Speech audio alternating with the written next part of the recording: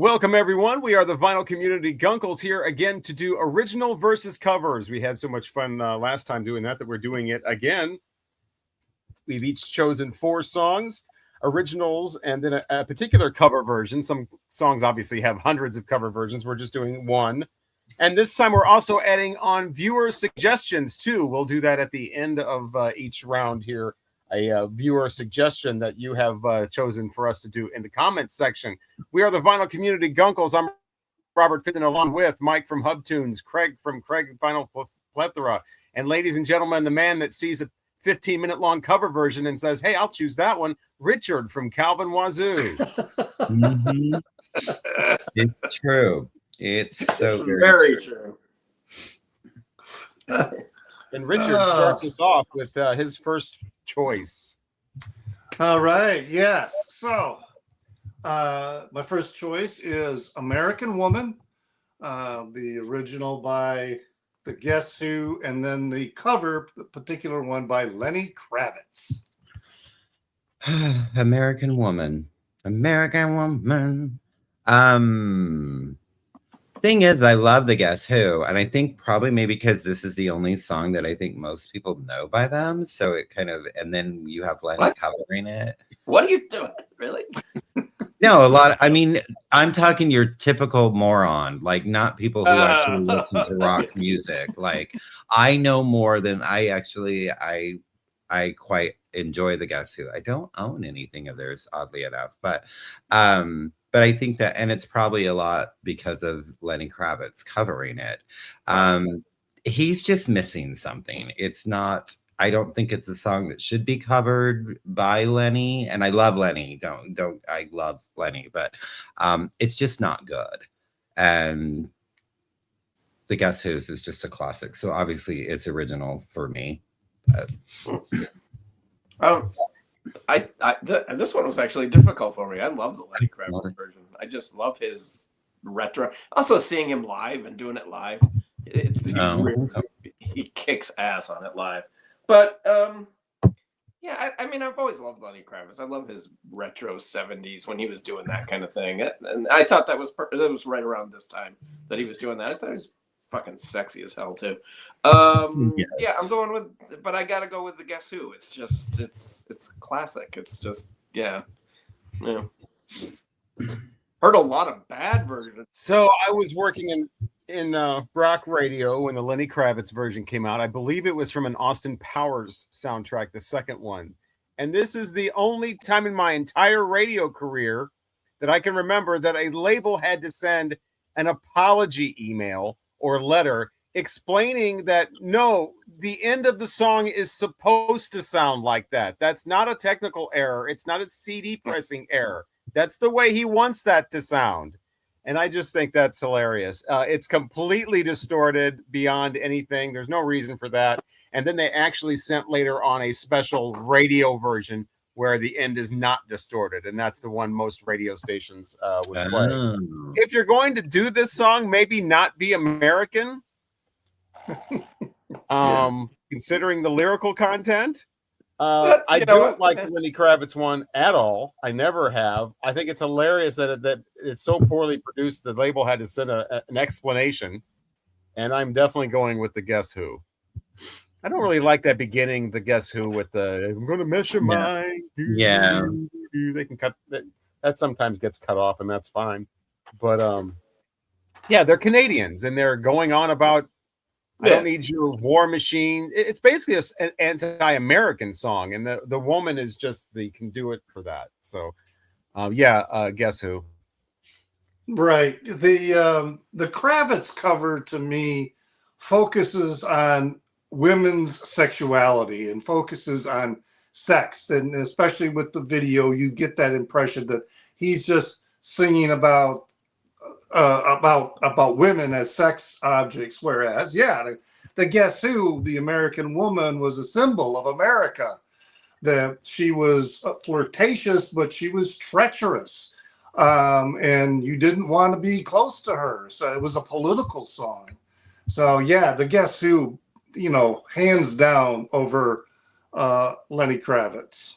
I won't say I don't like Lenny Kravitz, but he's an artist that I just never connected with. I So like a lot of I his don't other know. songs, his, like original. I don't like this cover of that though. Oh, and his first like 4 records The first 4 are really good. Up until Are You Gonna Go My Way? Well, that's like the third one. Oh wait, is Circus? I thought Circus was before. Isn't that The called fifth Circus? one is called 5. 5. Yeah. Yeah. Which it's not bad, but his style. There's a definite drop off, I think. Yeah, he Yeah. changed a lot by Circus then. in 5. Yeah. All right. What do you got for us, Craig? We are doing Stick With Me Baby, Everly Brothers, because I always got to show something, versus Robert Plant and Alison Krauss. I had never heard the Everly Brothers version. It's fine, I guess. I mean, they wrote it. That's the way they were. But I definitely like the Robert Plant, Alison Krauss. I mean, I really like that. I thought it was terrific. So yeah, I'm definitely going with the cover on this one. I've only heard the Everly Brothers one a couple of times. It's definitely not some huge hit from them. It's kind of a non-issue. This whole song is a the Everly Brothers isn't even 2 minutes long. And the Robert Plant and Alison Krauss one just kind of plays, and then you're like, okay.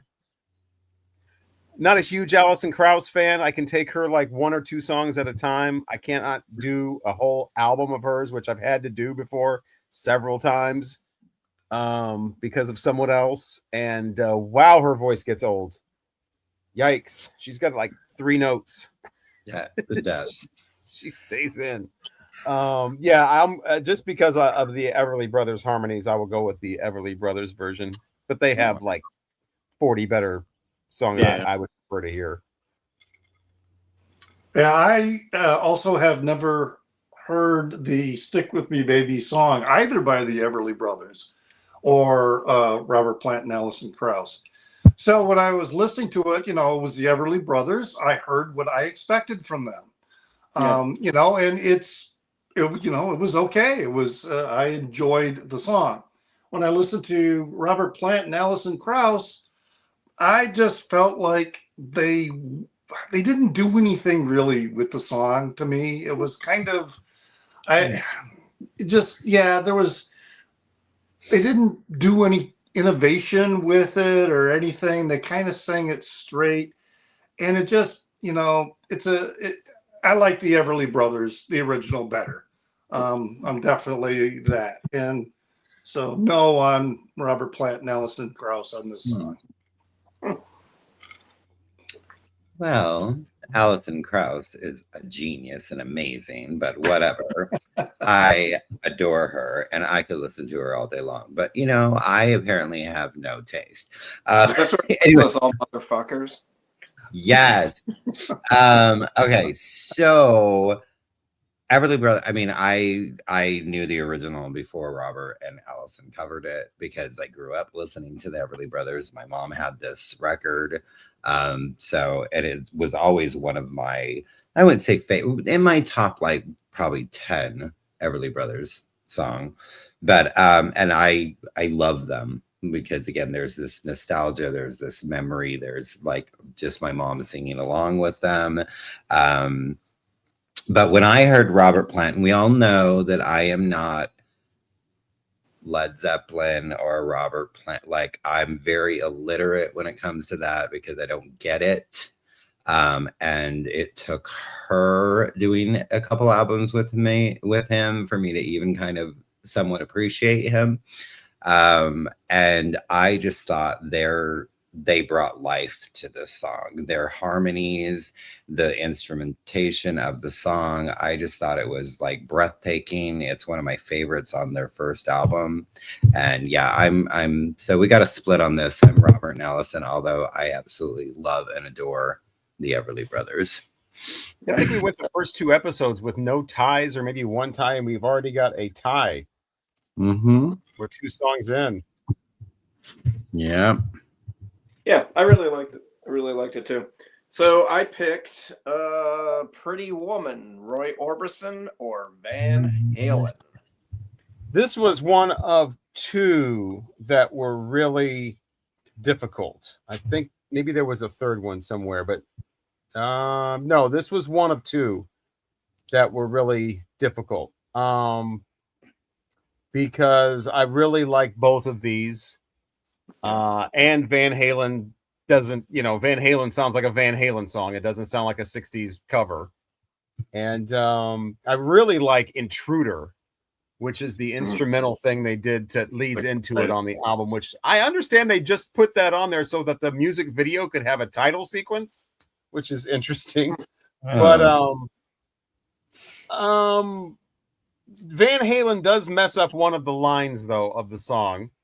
They say, I can't believe you. It must be true. Which, well, then why can't you believe them? The line is, I can't believe you. You're not the truth. Like, no one could look as good as you. You're not even real. You're so beautiful. That makes a lot more sense. That's the line. That's what Roy Orbison sings. I just think that when you're listening to a Roy Orbison album, this song comes on and just brings the whole album to life, because it's not a song about being, I guess he is kind of, well, he's not lonely because she does turn around and walk back to him. So it's so out of character for him to do this song. I'm going to go very slightly with the Roy Orbison version. And the production on it's incredible for a 60s song. And, the whole like sound of it, production wise is awesome. His whole engineer that was working with him at the time was top notch. Yeah, Mike's all of Mike's selections presented, although this one was not quite as difficult as the others that we're going to go over, but definitely presented the strongest challenges in terms of picking one as better than the other. And one thing sometimes I hate listening to some of these songs because of the music video that I'm watching while listening to it. And the music video for the Van Halen song is so stupid. It is so awful. It is so distracting. I had to completely, disengage from the video, because the Van Halen cover is a good cover. I always liked that cover. I always liked what they did with that because it is so different. It's a Van Halen song. They rock it up, and it's a good cover. But this is my favorite Roy Orbison song, and his voice is just so strong in this song, and his warbling is more in control, and it is a good recording. Even when listening to on YouTube, it is a really excellent recording. So I have to go with it's really not that close. I have to go with Roy Orbison with the original on this one. Oh, Pretty Woman. I never heard the Van Halen one until because I know 1984, and that's enough for me. I don't need to know any more by Van Halen, but that's just me. So I'd never heard their version before, and I don't ever need to hear it again. So obviously we know my direction. This is Roy all the way. This is Roy's song. And it's fine for what it is. It's just, I don't know. It just doesn't work for me. But well, it comes from an album that's kind of maligned these days too for just being full of cover songs. It's a terrible album. Isn't it like their debut, or is it like? No, it's their fourth or something. Oh, fifth album. I don't really know. They were on tour. They just had to rush something out, and it's just full of covers. Okay. Yeah. Is that the red? Isn't it a red album cover or no? Yeah. Oh, see, I at least know what the album cover looks like. Yeah, red and white. Yeah. See, I know stuff. I just don't necessarily have to like things I know. Right. So after I picked this, I was like, "Damn it, you shouldn't have done this," because I really don't know which one I would pick. I'll probably just make it up just in a few minutes here, because the Roy Orbison is freaking great. He's one of the greatest singers of all time. I just love his voice, and it's just so him. Crying is my favorite Roy Orbison song, but man, this is such a great tune, man, and his voice is just so. I love his voice, but. Craig always talks about nostalgia. The Van Halen one is nostalgia for me. When this album came out, I was all over it. I loved this record. I loved Eddie Van Halen and that crunch, that guitar work on it is just incredible. Yeah, looking back on it, it's not a very good record. I mean, there's worse covers on it. This is the best cover on the record, that's for sure. Because the Dancing in the Streets is terrible. But yeah, I think I'm gonna go with the Van Halen just for nostalgia. Just for nostalgia, Craig, like you. I know, but my last nostalgia, I went the opposite direction. You kind of did. I did, yeah. No, I understand that, but yeah. So mine first one is called the Green Manalishi, and sometimes in parentheses with the two-pronged crown. And there's the Fleetwood Mac original or the cover version from Judas Priest, the studio version for that one. Love it. Because I didn't realize if you stream this, the live one comes up first, and I wanted the studio one. Yeah, right, and that's what I listened to for the Judas Priest was the studio one, and Green Manalishi, you know, what a song, you know. Unless you have the 7-inch single, the only way you're going to get this is from live recordings of Fleetwood Mac, because it was not released on an album. And there are some great recordings of this song. We're talking about Peter Green here, who is among my favorite deceased guitarists, and definitely while I still enjoyed Fleetwood Mac after he left, and they did pretty well for a while until Kerwin left, and then Jeremy Spencer. It just became a different band. I enjoy it, but that's not what we're talking about. We're talking about the Green Manalishi. It's just such an iconic song. You know, it's a song that defines Fleetwood Mac to me. Now, the Judas Priest song, they come at it with a rock. It's a rock song. It's a rock arrangement. It's powerful. It's a very strong song. But I go back to the Fleetwood Mac because Peter Green gives the song a sinister quality with his playing. His playing was so much more nuanced than a lot of guitar players at the time who were going for the show and the flashiness and all that. He was nuanced, and he was great. He was great. One of my favorite guitarists. So yeah, I'm going to go with the Fleetwood Mac original, the Peter Green original. Judas Priest cover is a good one, but yeah, Fleetwood Mac. So you said something about only live recordings. I found a studio on Then Play On. Is it not on that album? Yeah, that's the one I listened to. I think it was added later. It was added later. It was not originally released on that. That's the one that I listened to. Okay. Okay. Because I mean, I'd never heard either one, so I'm very unfamiliar with Peter Green, Fleetwood Mac, which I think probably a lot of people are.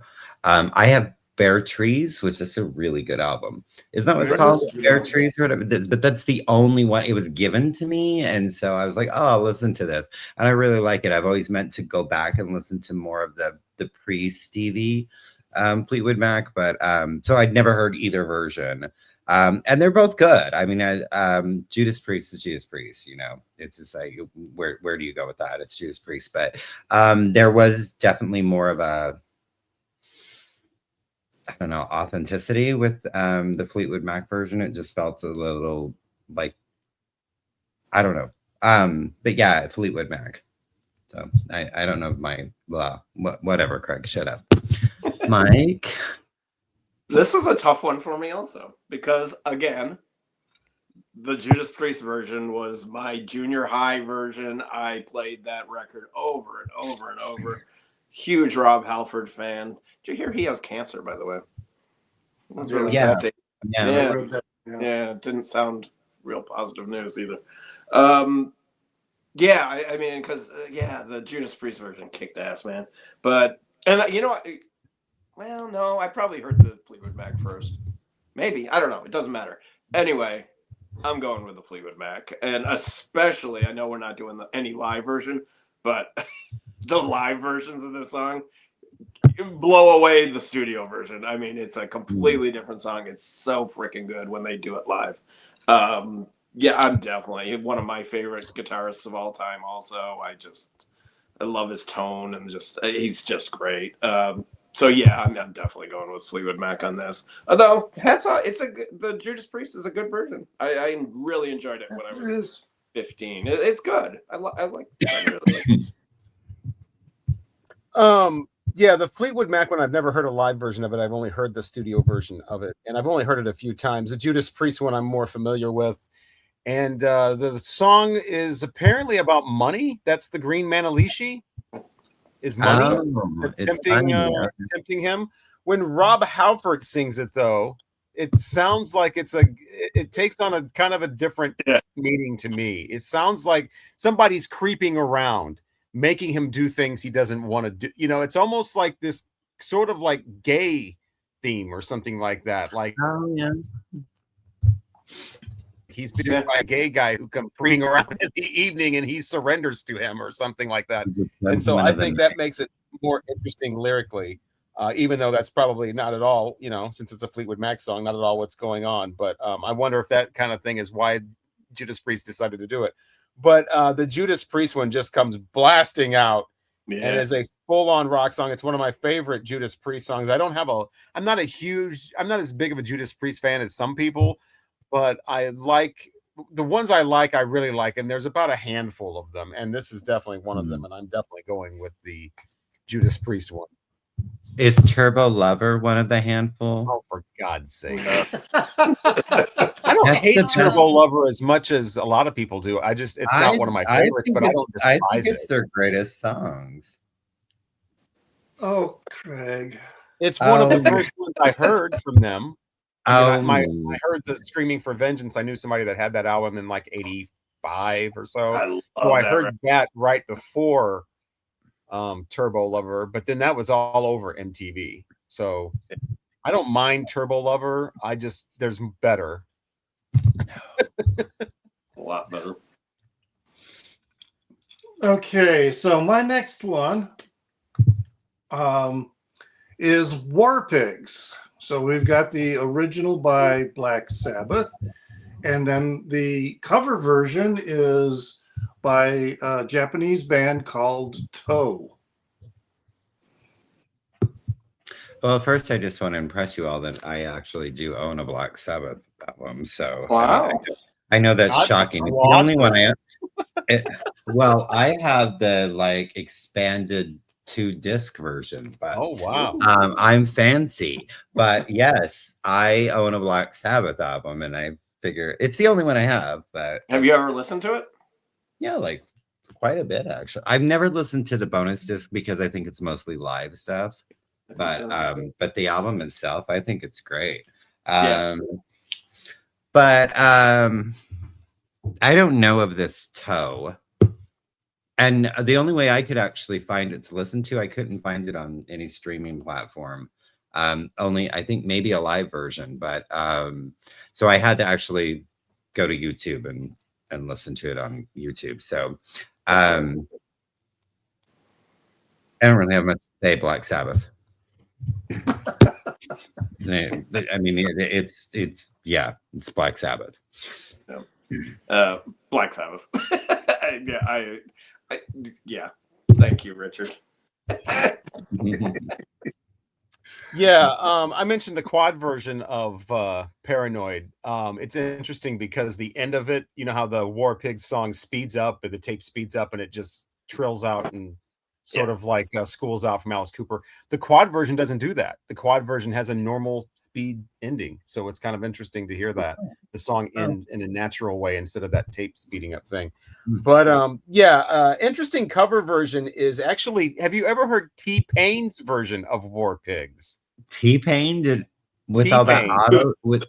Wait, is he the auto-tune he's one? The guy that was all about auto-tune in like the 2000s, and then he went on that Masked Singer show. Yes, and sang. And was singing, and he was like the best singer, and nobody knew who he was and whatever, and it turned out to be him. And he's like, I've never been allowed to use my voice. I've always been the auto-tune guy, and he's got this great voice, and he does a really decent version of War Pigs that I heard at the record store. I would have never put on a T-Pain thing myself, but yeah, he does a really, he kind of, his voice is in the same register as Ozzy Osbourne's. It's crazy. But as far as Toe, I don't know what that was. Black Sabbath. Yeah, the Toe version is like, if you're familiar with their band, and I know none of you are, and very few people I've are. heard of them. Their recording of War Pigs was like this underground cassette tape that got passed around and was only sold at a live show. But now you can get it on a CD release of one of their albums. But anyway, yeah, I'm gonna dispense with the mystery. It's War Pigs by Black Sabbath is the winner. Right. What I like about the only thing to me that detracts from the Toe version is the female vocalist. If you remove her, their playing and covering of the song, the instrumentation is fantastic. And, if it was just the instrumentation versus instrumentation, to me, it would be a tougher choice. Although I can appreciate her tiny voice. Because you've got this big, huge, powerful song, and then you've got this tiny little woman's voice,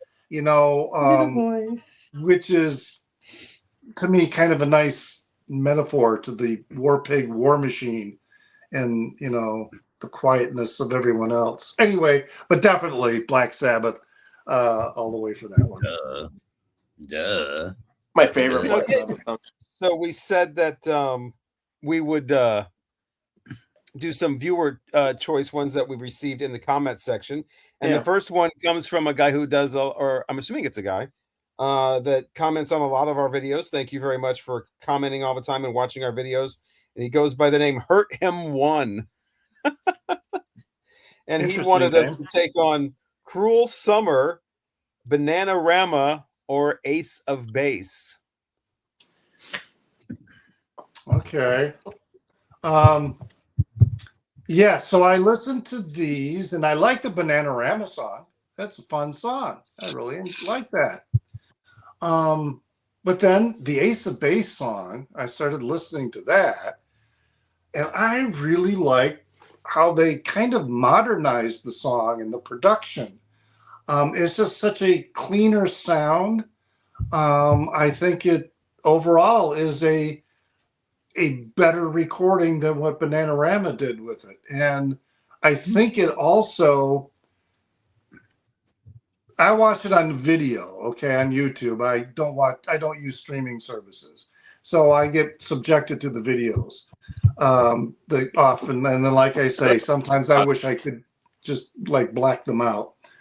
But I felt like Bananarama were being less than serious with the song.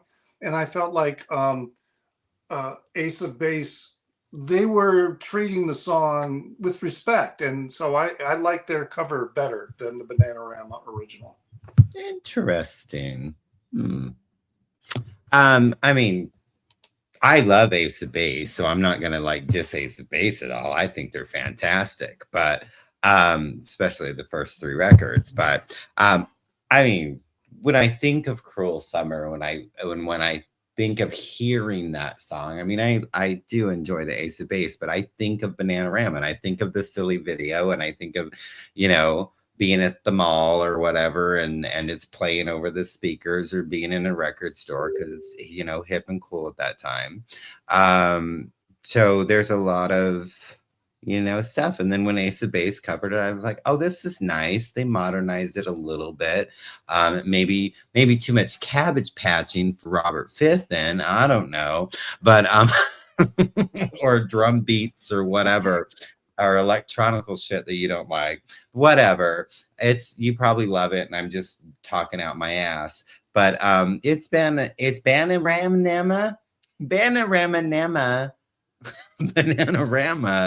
Yeah, that's where it is for me with Cruel Summer. So shut up, Craig. Great. Now I'm gonna say Bananarama wrong. Bananarama.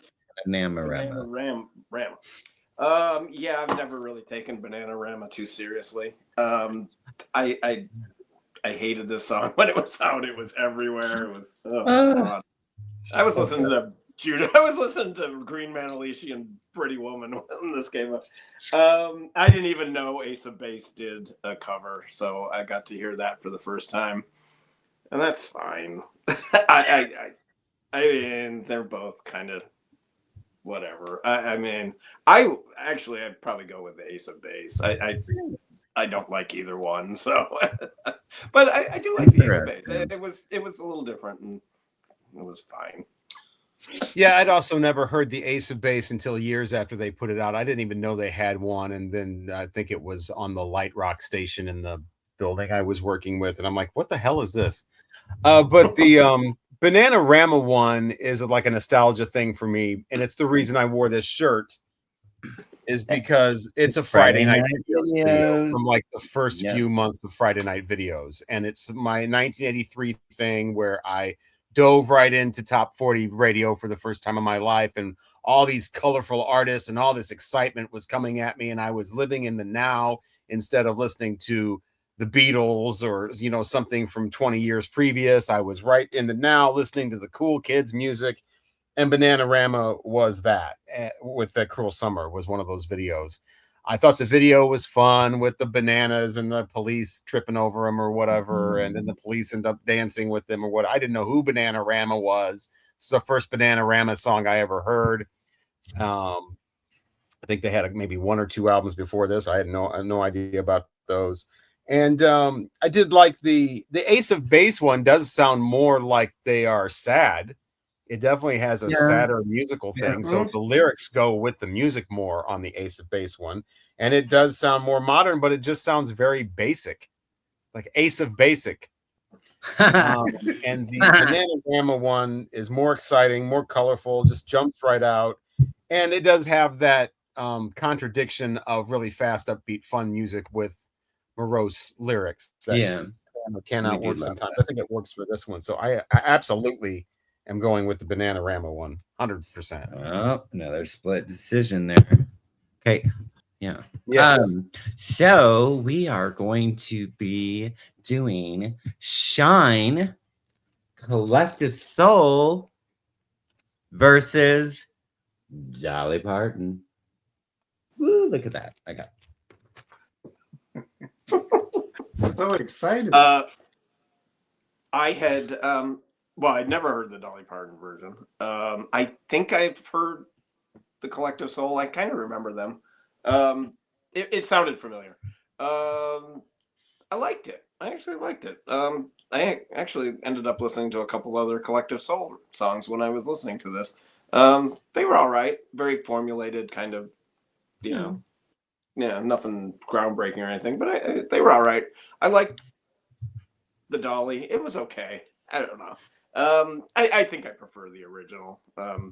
It just, I don't know, it clicked with me more, you know. I don't know why, but yeah.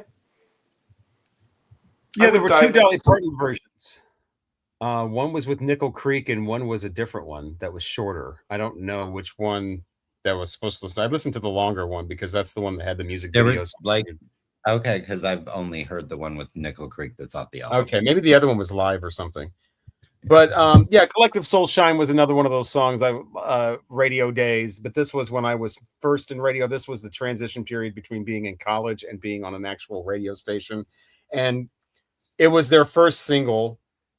And so from then on, out the gate, Collective Soul was 90s radio. They've pretty much been forgotten about and written off. But at the time, they were all over the radio, and not active rock, modern rock, CHR, adult contemporary. I mean, the only people that didn't play Collective Soul were urban stations and country stations. I mean, and they were all across multiple formats, and every song was heavy rotation.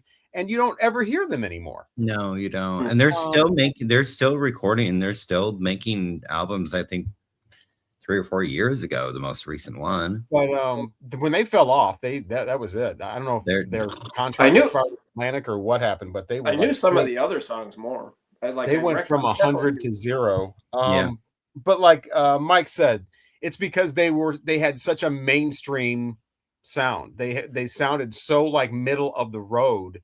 Yeah, that anyone could grab onto them and they'll work on this format. And so they were, I mean, the songs like December and The World I Know, and I mean, especially their second album, which is just self-titled. I mean, that stuff was played heavy rotation, every single song. But this was the one that started it all for them. This is the one from, and I don't listen to Collective Soul. I have their CDs, but I don't really ever hear them. And so as soon as this came on, it took me right back to 1994 and was just like, oh my God, I haven't heard this song in, 15 years. After hearing it all the time, it was really great to hear that song again, even though it's not one of my favorite, they're not one of my favorite bands. I think they're okay.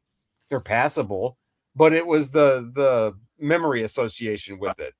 And then Dolly Parton's, I mean, it sounds appropriate for her. It sounds like a song. If she's going to do a cover song, I'd rather her do something that makes sense for her rather than that rock star debacle that she did where she's just picking up anything.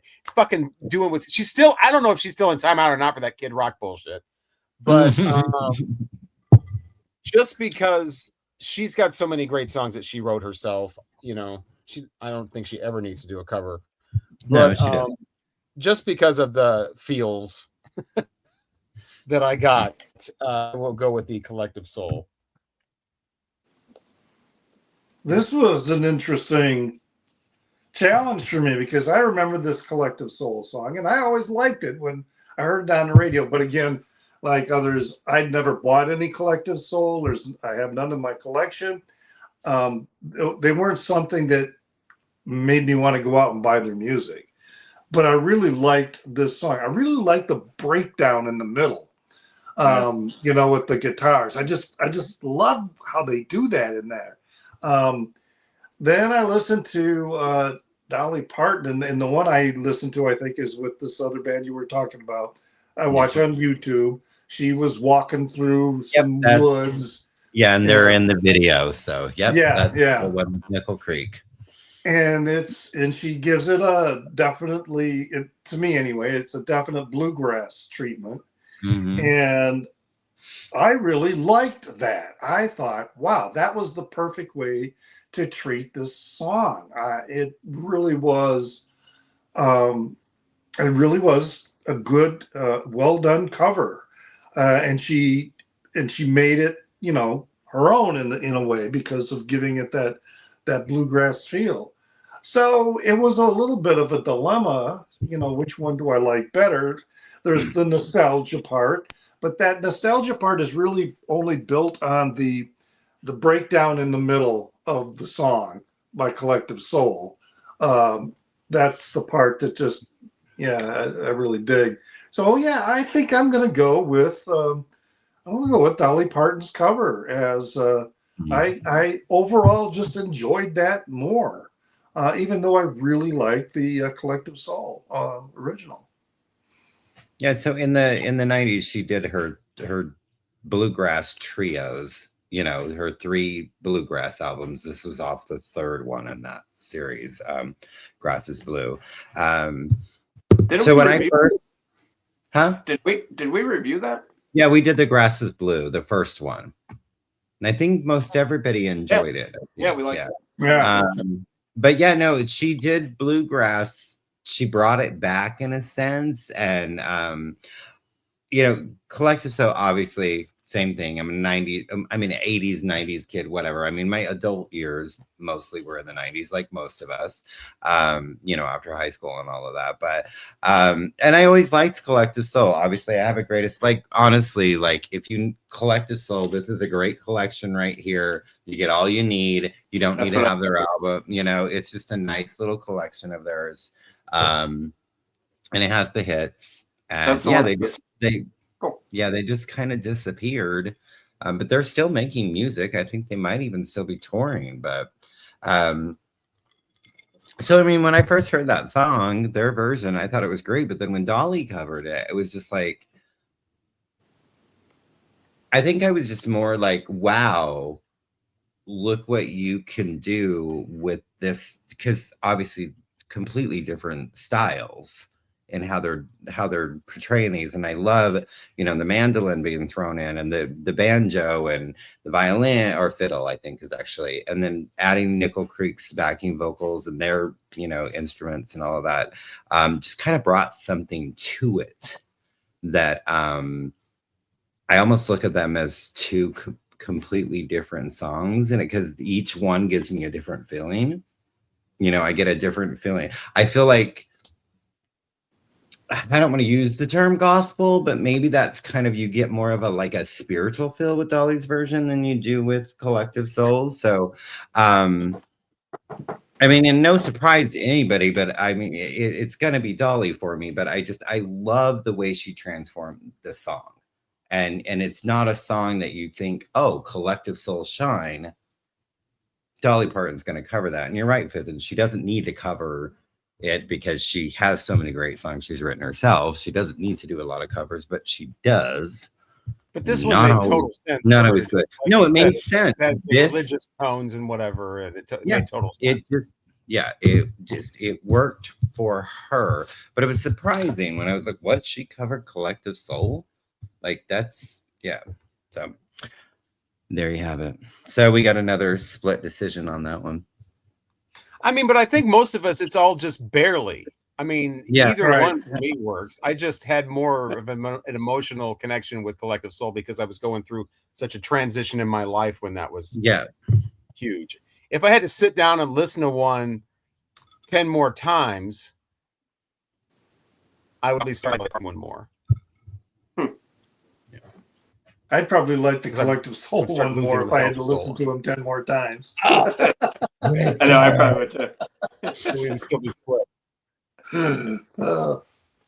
Okay, I'm up. What did I do next? God, I picked some difficult ones, didn't I? You did. You son of a bitch. This one's not so, I don't know. Satisfaction by the Rolling Stones or Satisfaction by Devo. This is one of the ones where, obviously Devo makes a complete different version out of it. So you can't say they just did a walkthrough or what's the point? They just did it note for note, paint by numbers. They definitely did their own thing. And I always thought theirs was okay. I liked it. I like other songs on that album more.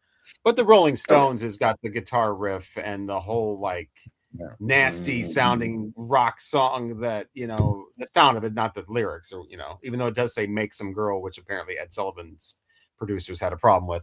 But I mean, that chain, that was, I mean, imagine it being 1965 and you've got that guitar sound. And so, but then again, imagine it being 1978 and you've got the Devo's version. So both of them are kind of eye-opening for the time or whatever, but I definitely have to go with the Rolling Stones. Yeah, this was, it was difficult. It's one of your, not the most difficult. I think the next two are probably the more difficult ones to try and figure out. But Devo's cover is a complete deconstruction of the song. And the way they did it works with their whole shtick, works with their whole aesthetic, and the lyrical content and everything. It was a song made for Devo to cover. Well, when I think about that and what they're singing about. it or what the Stones were singing about. But yeah, the Stones, it's such an iconic song. I mean, it is instantly recognizable. If you had to, I don't know, I think if you asked people who don't even know the Stones that well, name 3 songs by the Rolling Stones, Satisfaction's going to be one of them. Yeah. That would be my guess. I don't know. Because it's been played. It still gets played a lot on, I think it still gets played a lot on rock radio, even though it's also formulaic now, but I don't listen to radio anymore. So, but yeah, it was kind of difficult for a while thinking, God, because Devo's is just really so freaking good. But I got to go with the Stones because it's their song, and you can, unless you're going to do a cover like Devo did and really make it your own, no one's ever going to be able to, come close to the Stones doing it. It's just so iconic. So rebellious. Yeah. Yeah. Okay. I can't get no. It took me a while to appreciate the Stones, and I'm not one of those that I'm going to go out and buy every album. I have like 2 greatest hits. I'm good, But yes, you said that before, that all anybody needs from the Rolling Stones is the hot rocks. Hot rocks, yeah.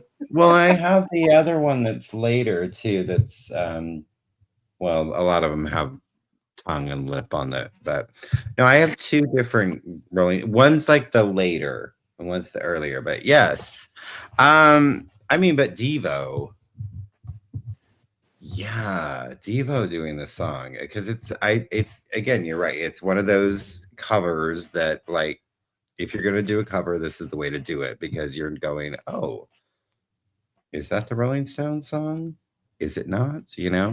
But surprise, surprise to everyone,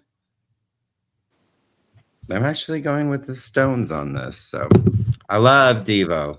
Don't get me wrong. And it's good. But yeah, it's that guitar riff. It's missing. Yeah. So, but they did it. They did it brilliantly. Yeah, this one isn't difficult. For me, it's the Stones. The iconic guitar riff, probably one of the great guitar riffs of all time. You're right. Probably everyone, Rolling Stones is probably one of the first songs that comes to their mind. But the Devo version, it's they do it. If you're gonna do a version of one of the great songs of all time, you can't just do it. You have to make it your own, twist it around, turn it upside down, and do exactly what Devo did. You're not gonna. What are you gonna do? Have the same damn guitar riff? No, it's gonna sound terrible, and everyone's gonna laugh at you and make fun of you. So you gotta.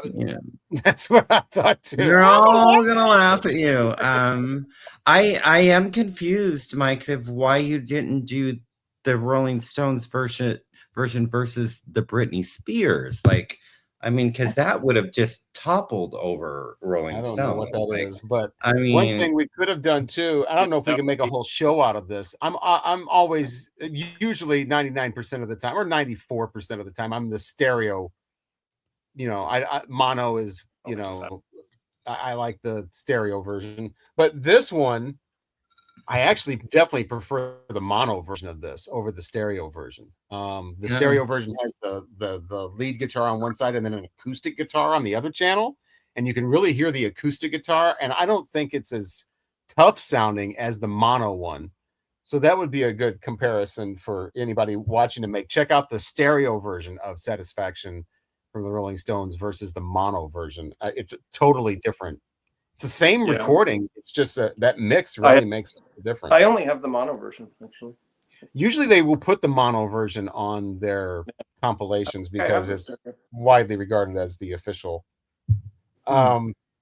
Okay, so mine takes another icon like the Rolling Stones and puts it up against somebody who completely, does it themselves, does it their own way with their own sound. That is Smooth Criminal, Michael Jackson, or Alien Ant Farm.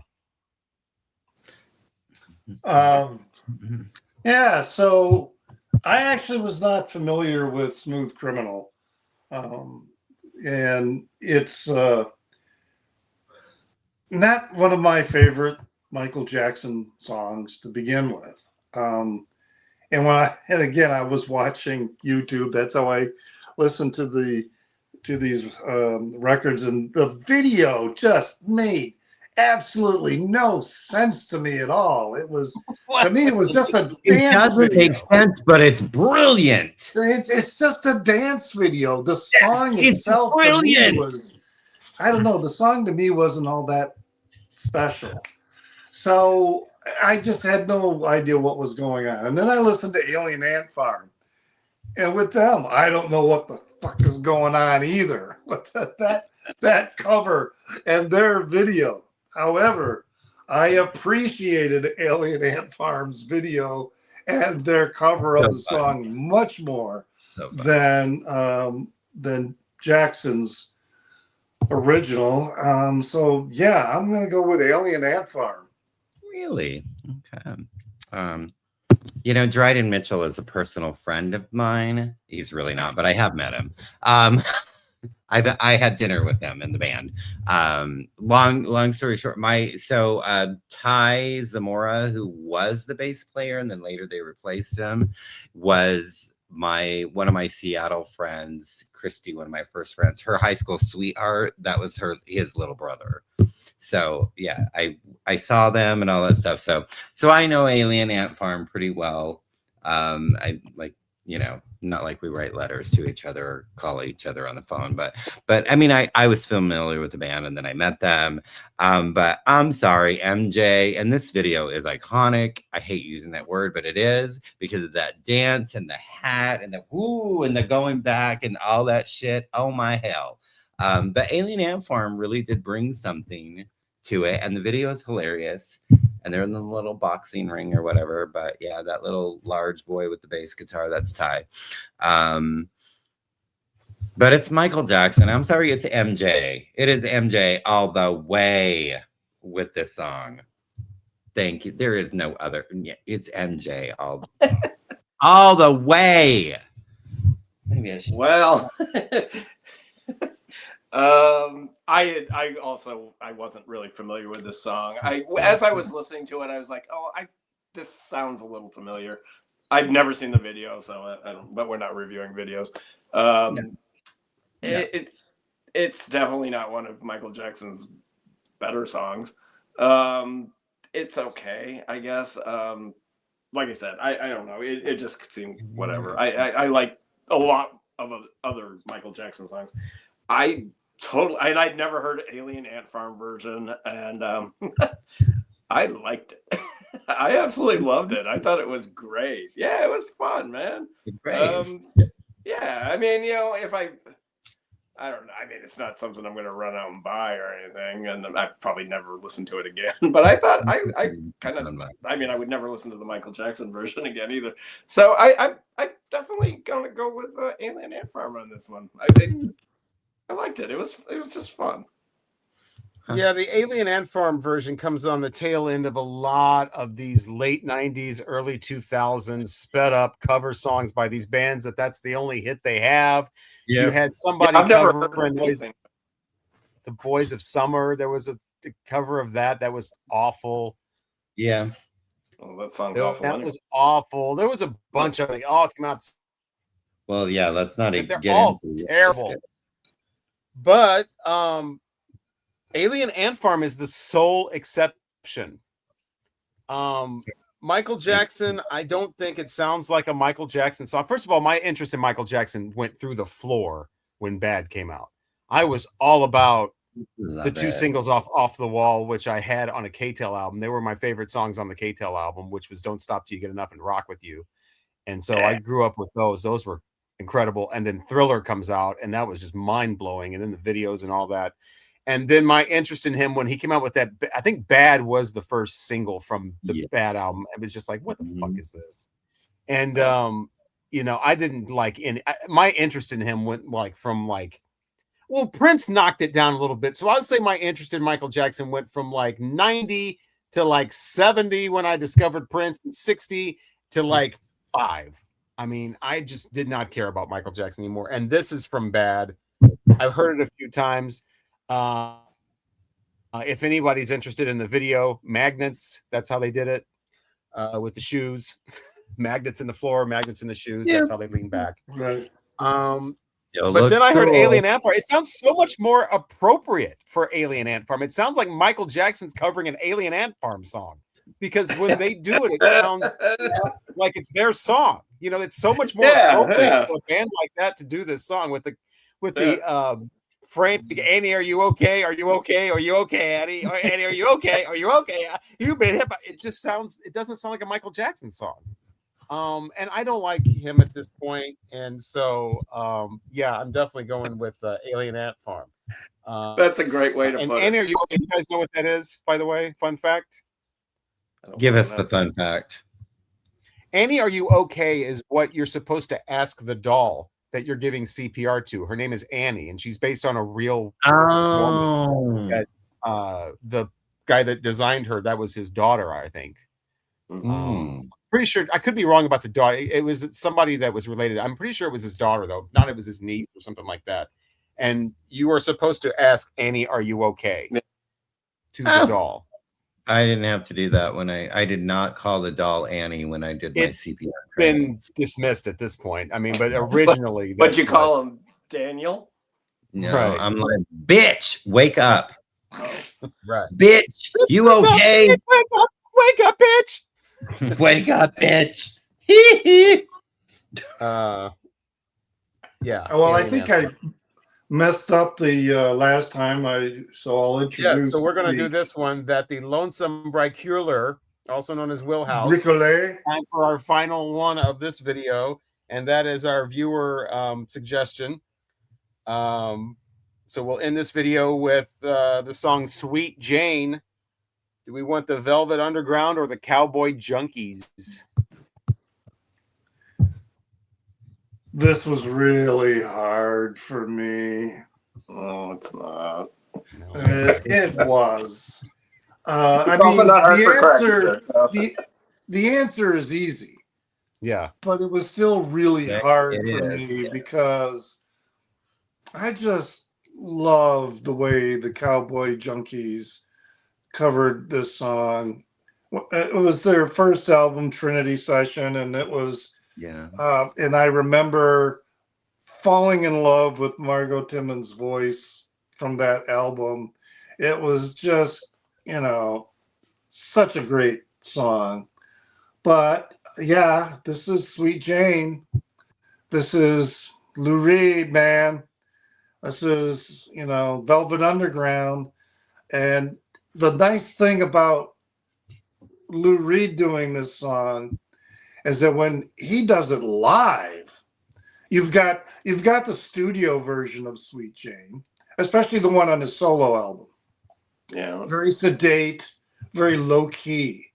But man, when he's doing it live, he jacks that song up and just goes crazy with it. Cowboy Junkies play it their way every time, even when they play it live. And it's I love their cover, but yeah, Velvet Underground, Lou Reed. That's the Sweet Jane. I really like the live one off of Rock and Roll Animal. That's the one. Yeah, that's Rock and Roll Animal version. But yeah, that one.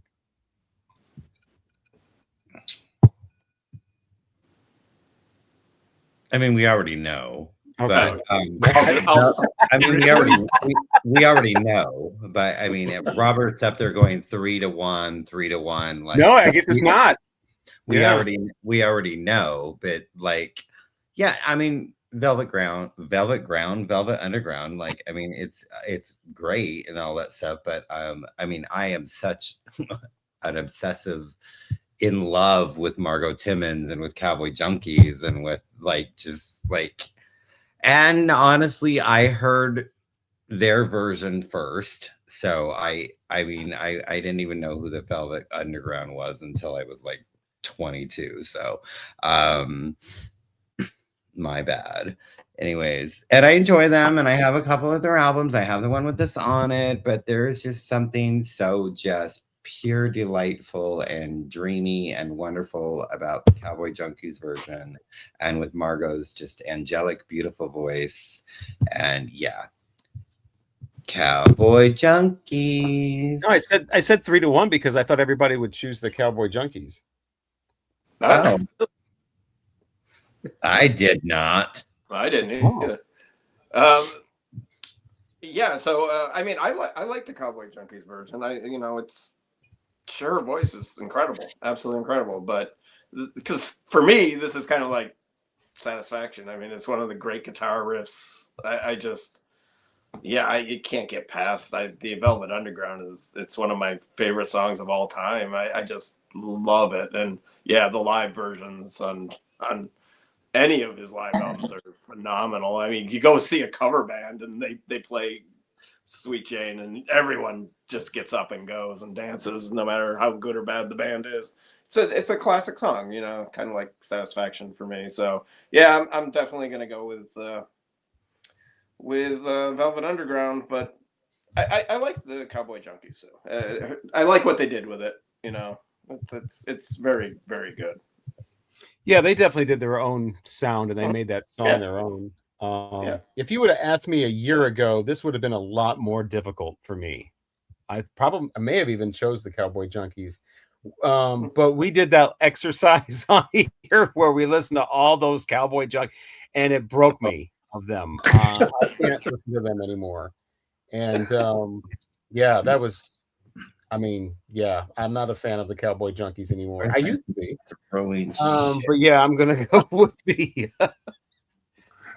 Velvet Underground. But really, it's like everybody's saying, it's the Lou Reed live one that would blow both of these away. Yeah, the Velvet. Do I have anything to cut you with? I used to like the Cowboy Junkies. I know. Apparently, I ruined it. I only picked 18 songs. Nothing personal. Oh my God. Get out of that bed, woman. What? She's laying around in a bed in like 4 songs. It's like, oh my God. Anyway. Oh, that's it. That's wraps up this number 3 of the originals versus covers. And they're getting more and more interesting, aren't they? Yes. Well, I don't know. They're remaining interesting. Truth. Truth. There were some on here that were like, I don't really care about either one of these, but I guess I'll pick one. I was surprised that everybody except one person did the Alien Ant Farm. I thought I would be the only one, and that is so out of character for me because, like I said, all of those fucking stupid revved up cover songs of the late 90s, early 2000s, I hate all of them, but Alien Ant Farm was the only exception to that. And I thought somebody, at least one other person, would choose the Judas Priest. I knew that the Collective Soul and Dolly Parton would be split, and I thought everybody would just pick Bananarama, but anyway. So join us again next time. We've got 2 more songs from each of us, and then 2 more viewer suggestions with originals versus covers. This has been really fun. Thank you so much to Crystal, especially from the As It Should Be channel, for showing us how fun this could be, and then we do it ourselves. So yeah, because we are not original. No, we're the covers. We are the covers. We are the covers. Yeah, we're doing covers of. We are the As It Should Be cover band. The question is, are we Devo? Are we Lenny Kravitz? Or are we Alien Ant Farm? Or are we Devo? Alien Ant Farm. It is great. Next time, we are the Vinyl Community Guncles. I'm Robert Fitton, along with Richard here at Calvin Wazoo. Craig's Vinyl Platherized. Mike at Hubtunes. Next time, let's do some Prince and Steve Goodman and Simon and Garfunkel and Lana Del Rey. Oh, I'm so excited for Lana Del Rey.